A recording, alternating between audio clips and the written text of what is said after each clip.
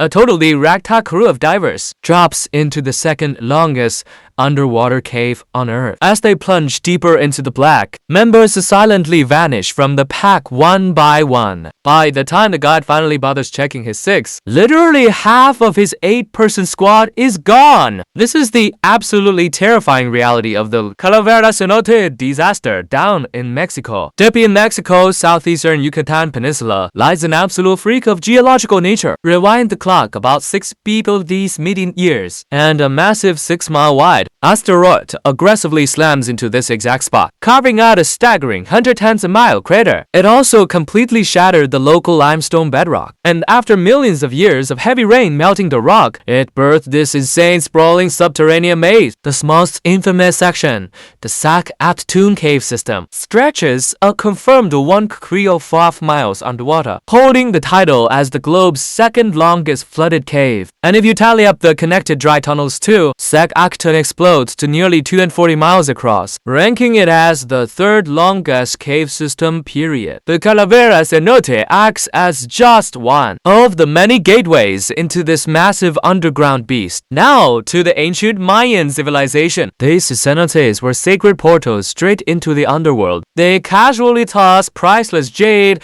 gold, and literally living human sacrifices right into the depths, which is exactly why archaeologists constantly take ancient human skeletons out of these Yucatan sinkholes. But today, that dark, mystical aura of death has pretty much completely faded. At Calavera today, crowds show up to cliff jump, swim and snorkel, or push the limits with full-blown cave diving. It's essentially morphed into an absolute holy grail for divers. Flash forward to August 17th, 1995, when an 8-person squad splashes into Calavera. On paper, this was supposed to be a zero-stress recreational dive, but the fatal dominoes were already falling way before they ever hit the water. The mastermind organizers were Mary and her husband, Harry, who ran a dive shop over on the island of Cozumel. Mexico's legendary alien-like cenote environments were aggressively pulling in massive crowds of tourists. Their dive shop was getting totally flooded with clients, begging for guided cenote tours. Sensing an opportunity,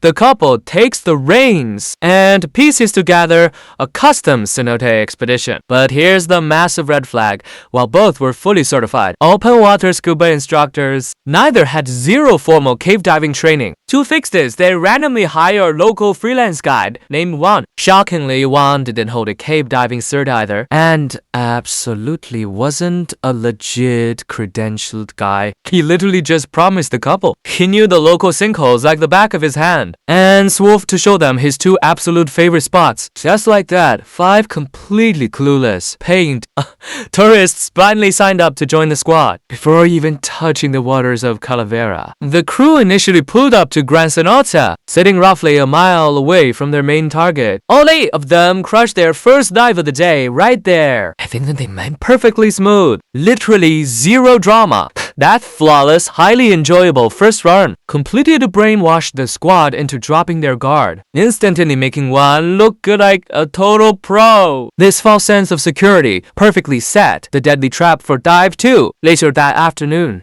the group drives down the highway straight to the nearby Calavera Cenote to knock out their second dip of the day. The surface entrance to Calavera is actually split up into a cluster of tight holes. The main gap is a solid 30 feet across, and when you stare straight down from above, that primary opening looks like a screaming jaw, flanked by 2 smaller holes that look exactly like hollow eye sockets. The whole formation literally forms a giant skull staring up at you, and it's no coincidence that Calavera is literal Spanish for skull. The water in the main hole sits about 10 feet below the rock rim, meaning divers usually just yeet themselves straight into the abyss and climb a sketchy wooden ladder to get back out. Honestly, that massive blind jump into the pit is heavily baked into the whole extreme adventure vibe. Underwater, the sun blasts through those 3 surface holes, carving 3 angelic glowing pillars of light into the dark. They illuminated a massive open cavern room with the walls completely coated in milky white limestone. Right in the dead center sits a massive cone-shaped hill, piled high with ancient sediment and loose rubble, and wrapping around that central room is a permanent bolted guideline. This line is specifically installed for rookie open water Calaveras to enjoy a completely safe, tortoise-friendly route. It keeps you constantly bathed in bright, highly visible natural daylight the entire time. At first, the 8 divers casually circled the sediment hill, completely mesmerized by the insane underwater views. But right after finishing their safe lap around the main hall, Juan, that may be trying to flex his bogus guiding skills, suddenly refuses to stop. Instead, he aggressively kicks straight toward the claustrophobic entrance of the Madonna Passage. In doing so, he completely blows past a massive, highly visible warning sign bolted to the rock wall, Grada from the lethal cave diving zone. The first area is a sunlit, totally safe sandbox. The second is a pitch black, mile-deep subterranean death maze. It explicitly warns that only elite, heavily trained cave diver be a yet.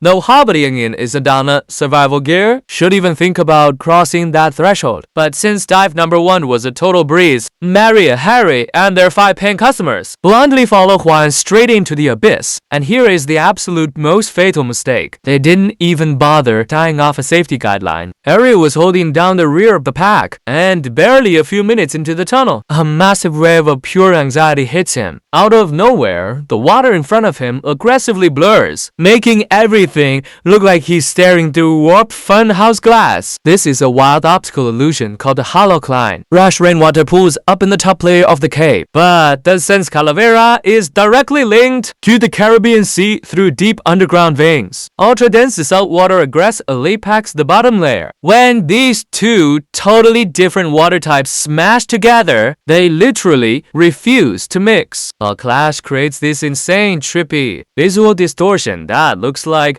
oil floating on water. If you're a rookie and don't know what you're looking at, you'll instantly panic, thinking your mask is flooded or your eyesight is literally failing. Undoubtedly, going totally blind in a dark cave is the ultimate recipe for a panic attack. Harry instantly nubs out and stops kicking. He spins around and chases the faint light back out. Now, as one of the literal organizers of this trip, he was supposed to be the guy securing the rear flank. Instead, he selfishly bails, swims back to the wooden ladder, breaches the surface, and just chills. He casually assumes his wife and the others will pop up any second.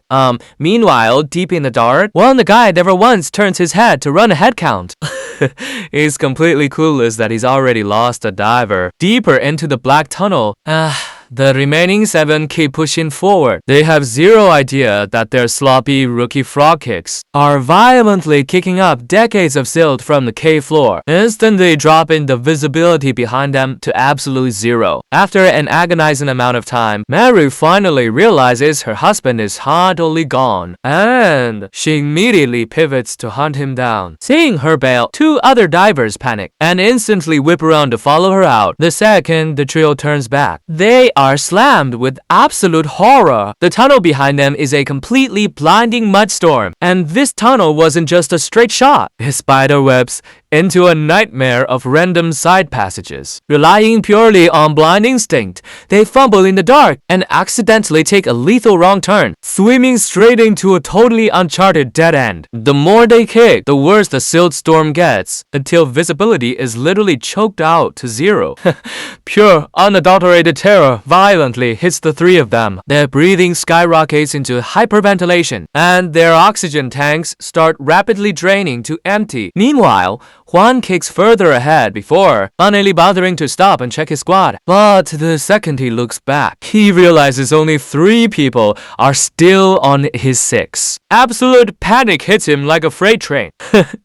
He instantly herds the survivors and charges back out. By some miracle, they don't hit any dead ends and quickly break out into the main entrance room. They break the surface, and Juan spots Harry casually waiting by the ladder. He sighs in massive relief, instantly assuming the missing trio had bailed with Harry. But the second he asks about them, his blood runs cold. Harry was out there totally alone. Nobody else had surfaced. Without a single second of hesitation, Juan rips off Harry's tanks, swaps it for his own, and dives straight back into the nightmare. The survivors frantically scramble up the ladder to dial 911. Huang blindly feels his way deep into the silted passage, but he can't spot a single shadow. Desperate, he drops into the lower trenches to sweep the area. After an agonizing surge, he physically crashes into a totally lifeless body. He flashes his headlamp on it, revealing the Norwegian male tourist from his squad. Floating just a few feet away is the American female customer. Both of their tanks are completely bone dry. Their regulators are just floating uselessly beside them, and neither of them are breathing. Huang violently pushes down his rising terror. There was still one diver missing. Maybe,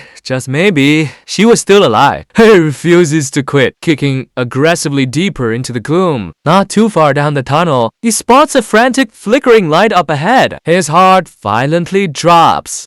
He sprints through the water to close the gap, and as he gets right up on her, he realizes it's Mary. She is completely blacked out, violently seizing up in the water, and her regulator had completely slipped from her mouth. Juan aggressively jabs his backup reg between her teeth and physically drags her all the way to the exit. Second, they hit dry land. Harry desperately starts hammering her chest with CPR. Sirens wail as paramedics rush the scene, and Mary is instantly airlifted to a nearby ER. But her brain was starved of oxygen for way too long. She never actually wakes up and officially passes away in the hospital. Later that night, dive recovery teams drag the other two bodies out. Wang gets immediately hauled into the precinct for interrogation. But according to official public records, Wang amazingly dodged any heavy criminal charges because, strictly from a legal standpoint, he didn't put a gun to anyone's head and force them to blindly follow him into that death trap. Thanks for sticking around. Catch you guys on the next deep dive.